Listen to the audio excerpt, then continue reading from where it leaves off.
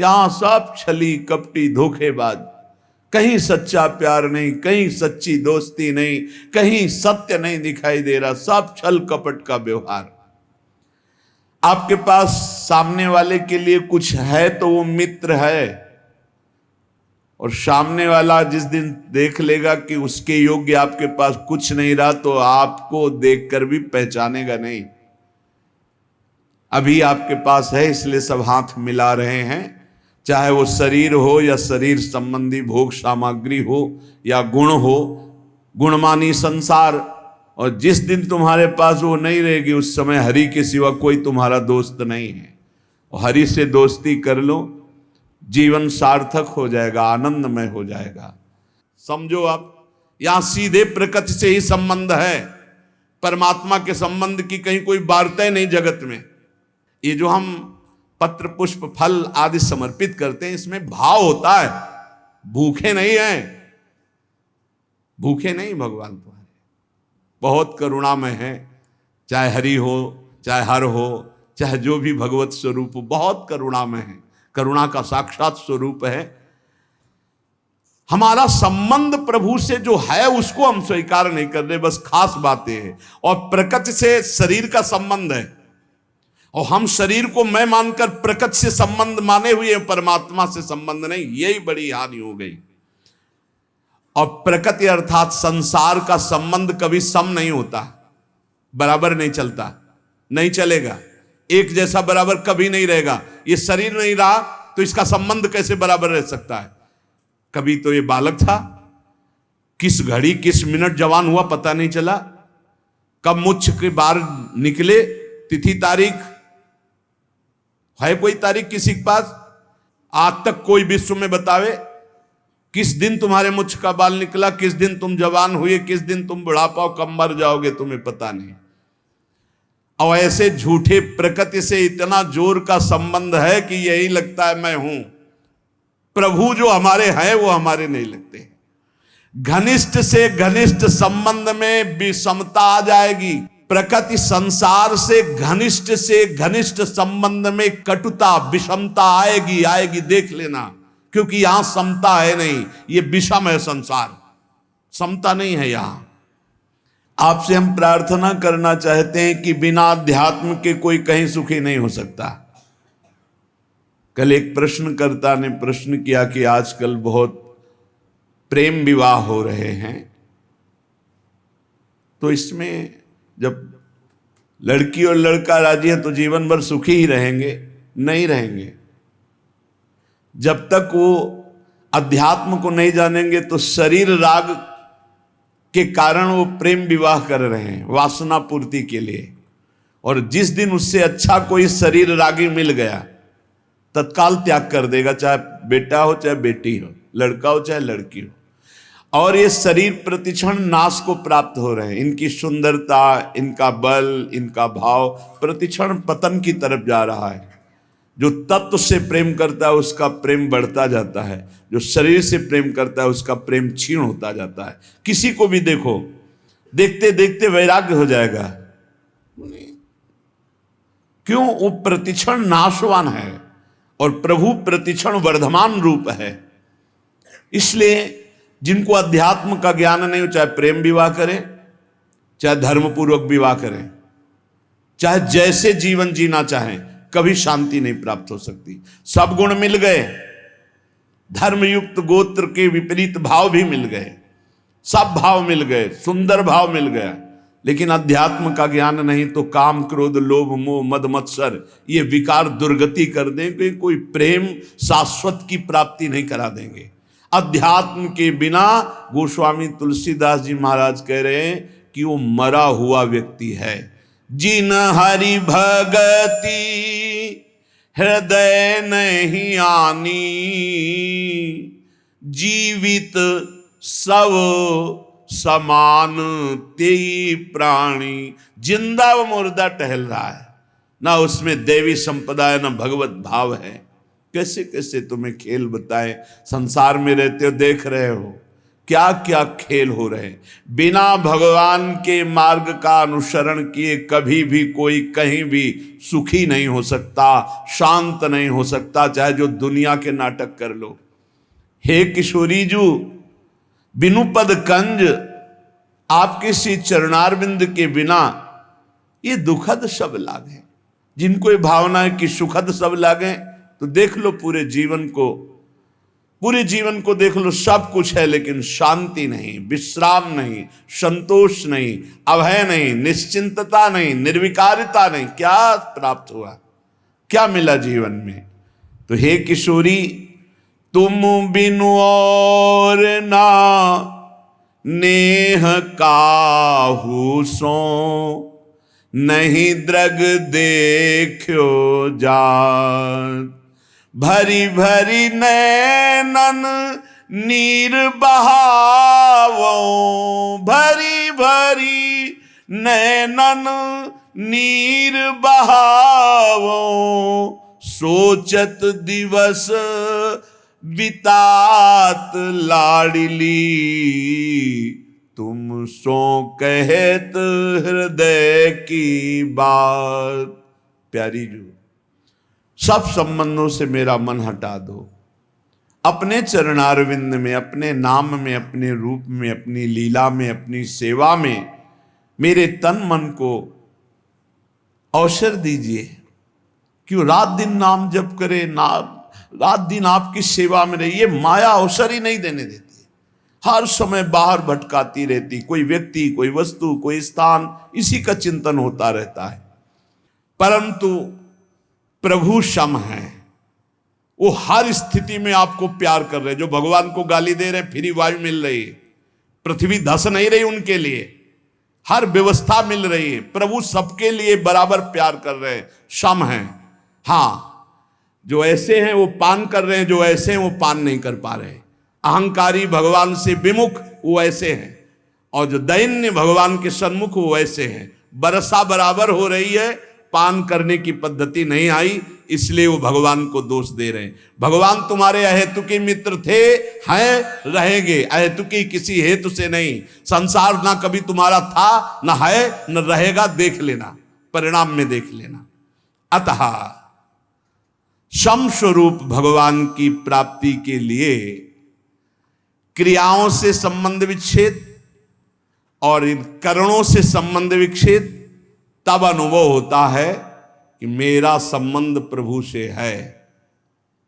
बड़ा सूक्ष्म विषय है। देखो, अगर नहीं इस विषय को समझोगे तो भंडारा खाते घूमते रहोगे, रुपया जोड़ते रहोगे, मर जाओगे, दूसरा प्रयोग करेगा। पक्की बात समझ लो, ये देखी हुई बात कह रहे।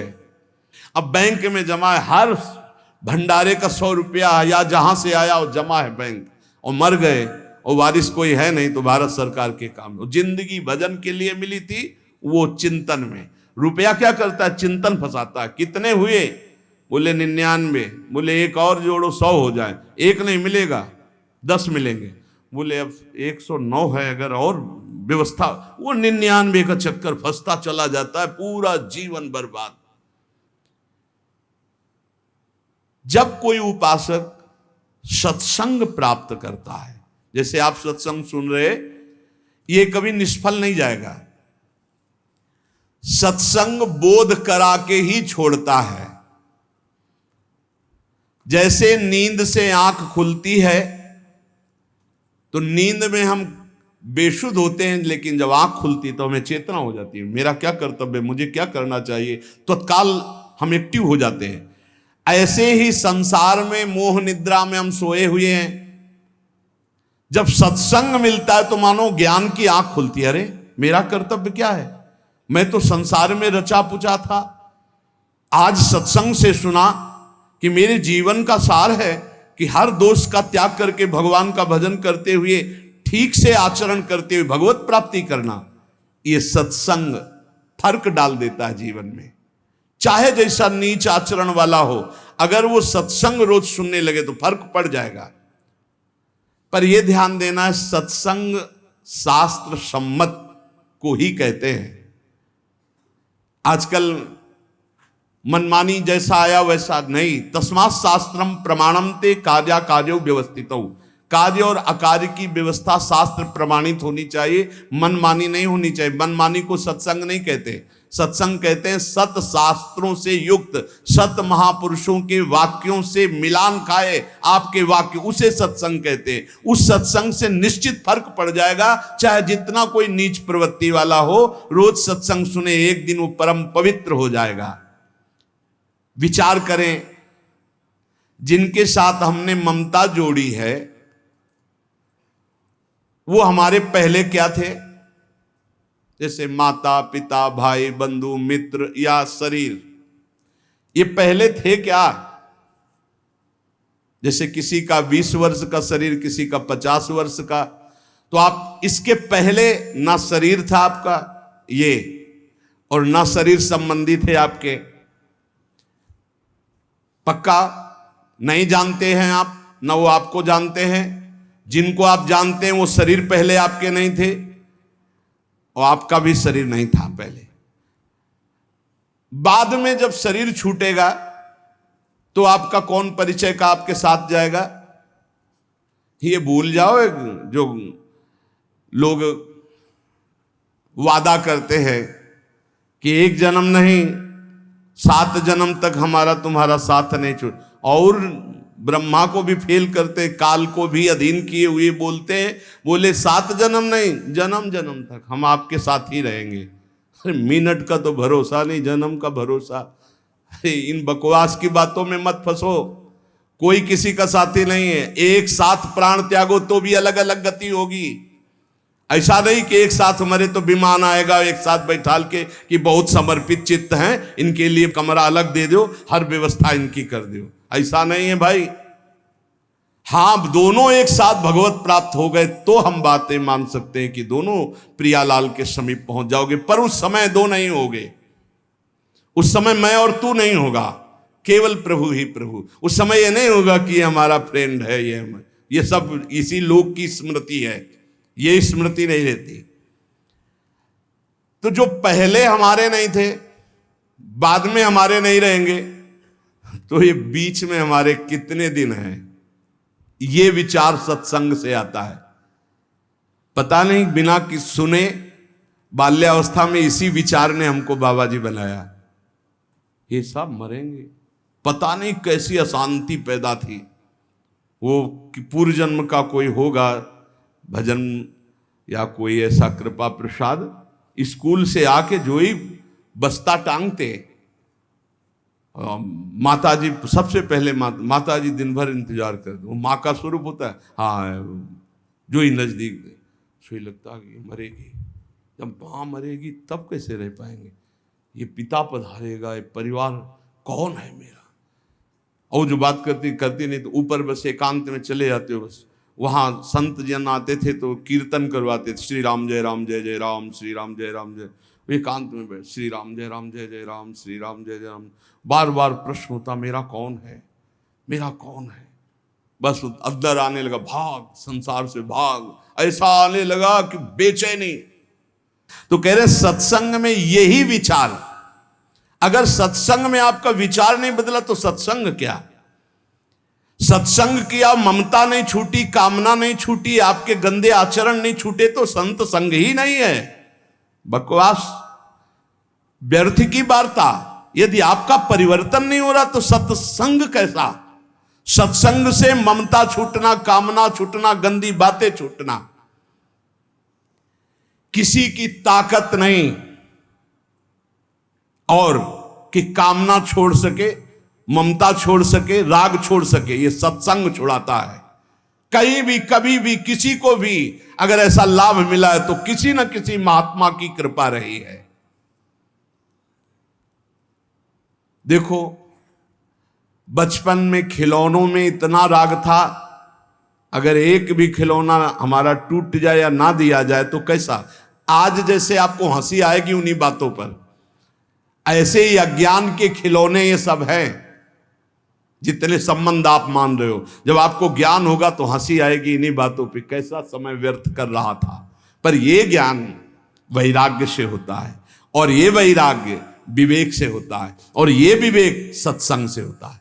बिन सत्संग विवेक न होई, और होए विवेक मोह भ्रम भागा, तब सब विषय विलास विरागा। जहां विषयों से वैराग्य, तो शुद्ध ज्ञान प्रकाशित हो जाता है। इसलिए सत्संग चाहे 10 ही मिनट का हो, रोज सुनना चाहिए। सत्संग से जरूर परिवर्तन होता है। पहले सत्संग से हलचल पैदा होगी, क्योंकि जो हृदय में गंदी बातें हैं उनके ऊपर आक्रमण होगा सत्संग के द्वारा। ये हलचल अगर सत्संग करते रहे तो शांत हो जाएगी, अगर नहीं किया तो फिर फंसा देगी माया में। क्योंकि ऐसे हम देख रहे हैं, जैसे आपने निश्चय किया आज के बाद शराब नहीं पीऊंगा, मांस नहीं खाऊंगा, गंदे आचरण नहीं करूंगा। अब बड़ी हलचल पैदा हुई, वो आपको ऐसी जगह ले जाएगा जहां कम से कम दर्शन ही हो जाए। चूक मत करना।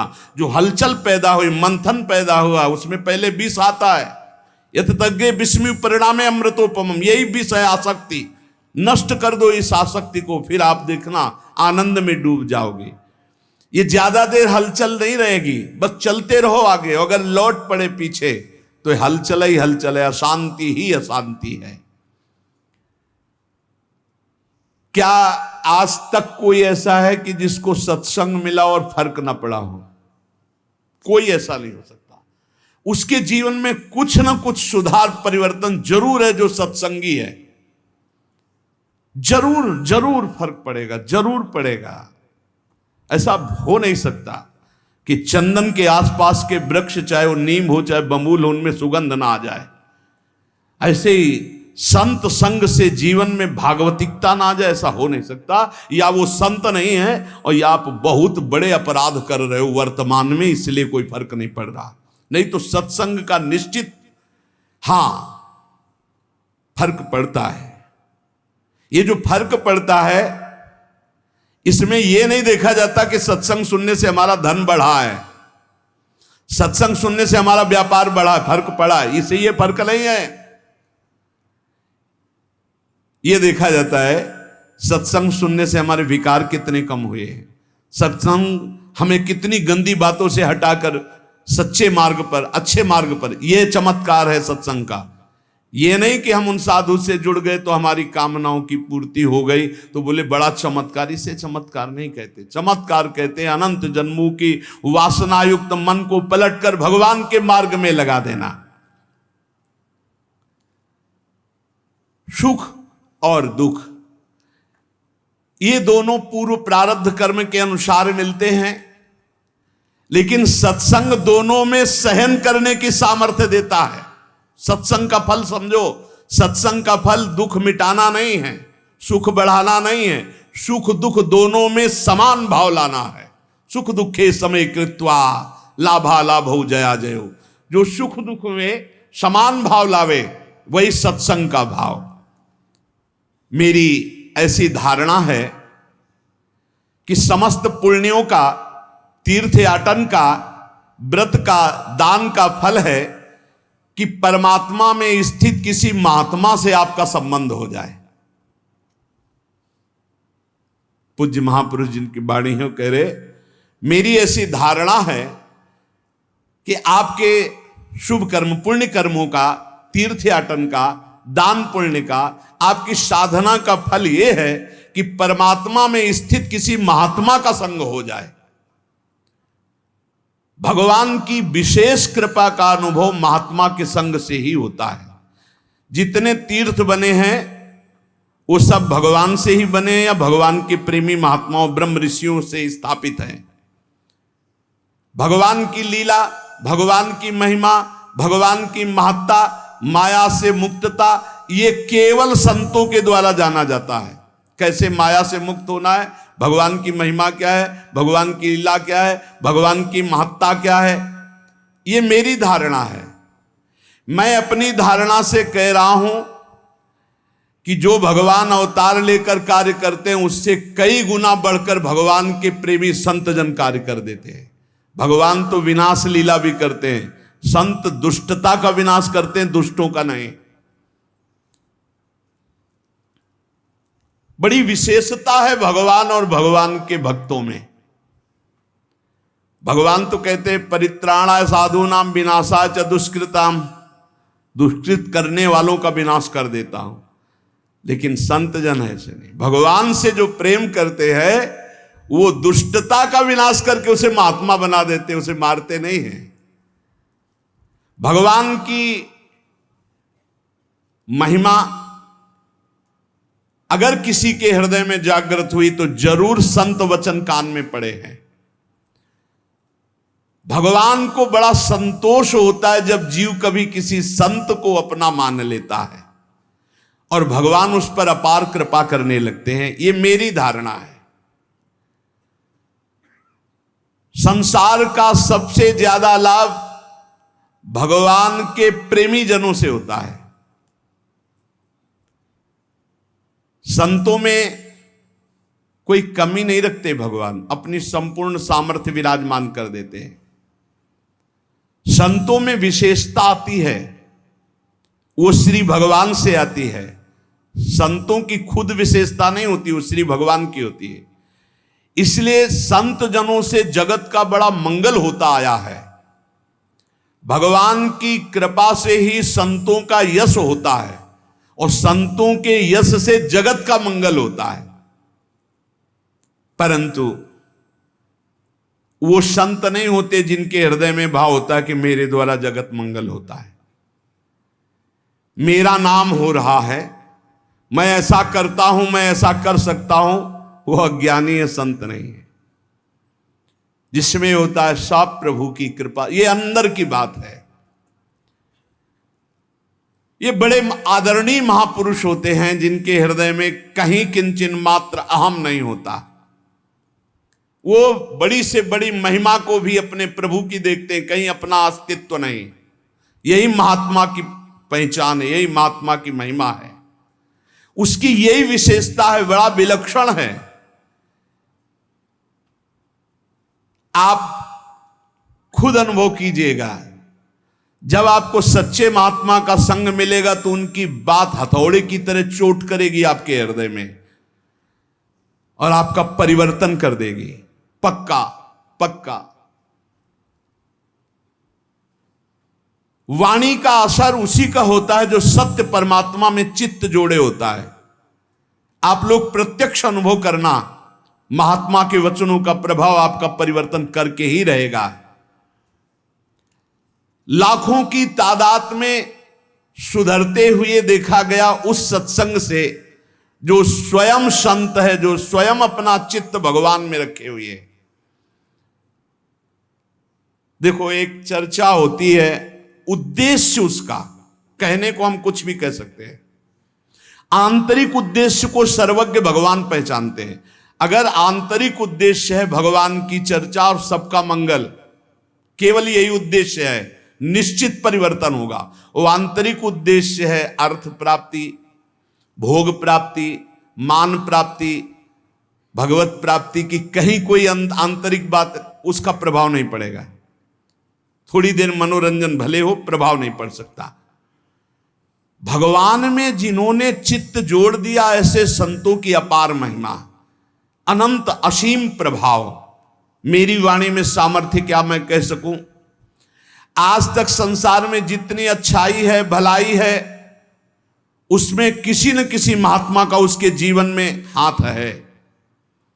आज तक किसी का इस संसार से कल्याण हुआ है, उद्धार हुआ है, किसी न किसी महात्मा की शरण में वो गया है। तब ऐसा कोई नहीं है जो महात्मा की शरण में ना हुआ हो और उसका कल्याण हो गया हो, उसमें दैवी संपदा आ गई हो, उसका उद्धार हो गया हो।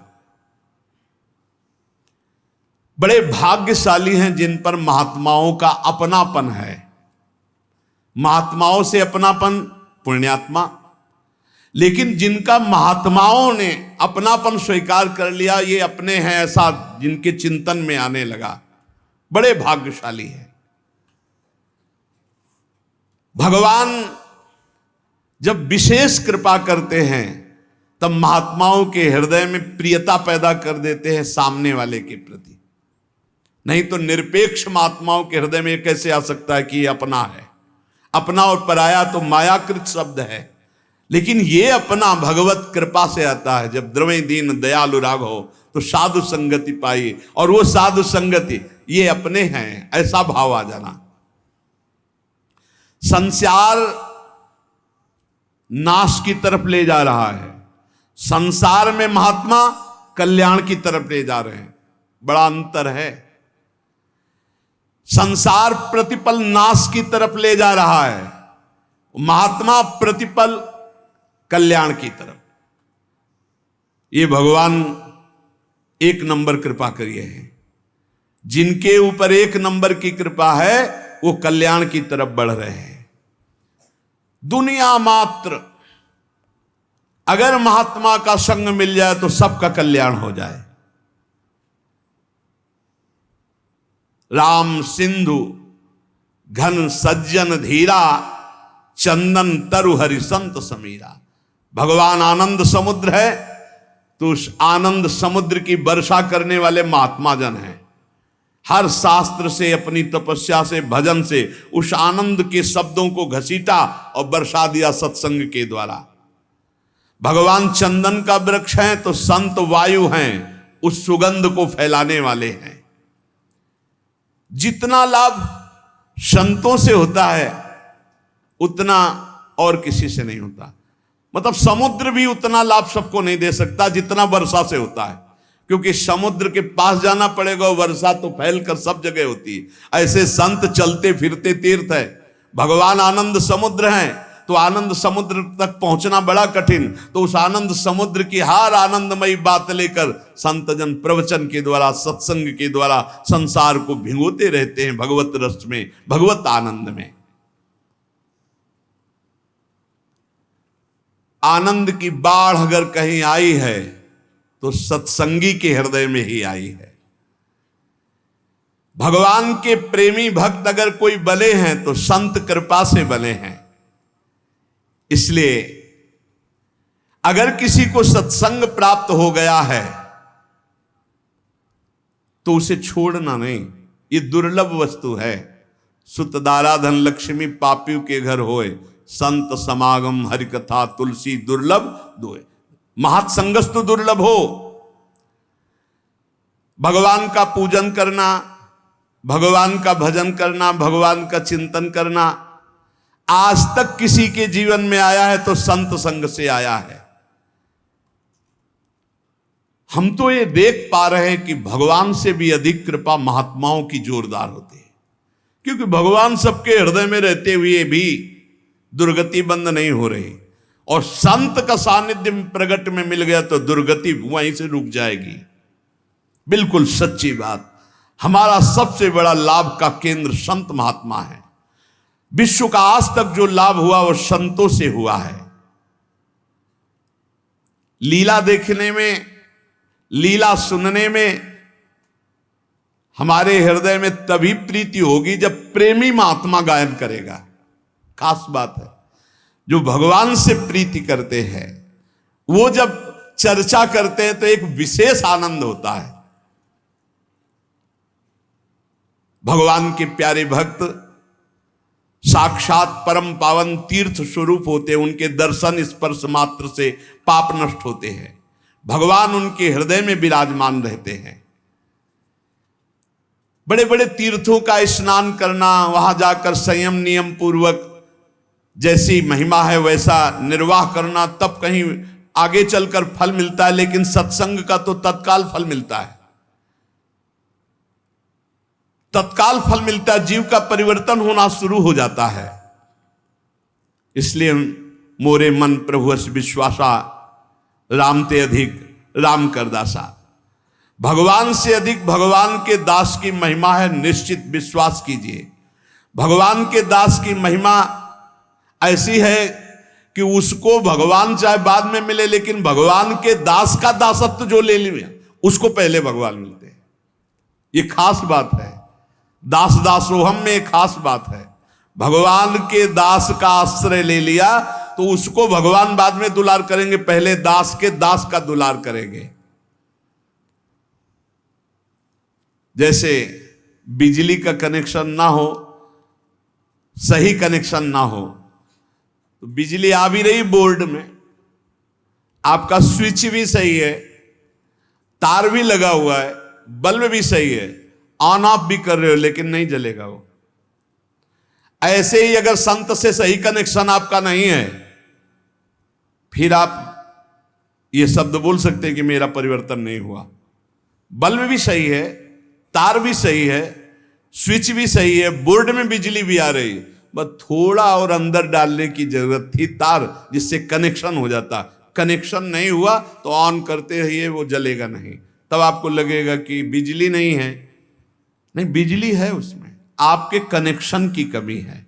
यदि मन वचन कर्म से किसी भगवत प्रेमी महात्मा का आश्रय ले लिया जाए तो भगवान की शुद्ध शरणागति बहुत जल्दी प्रकाशित हो जाए।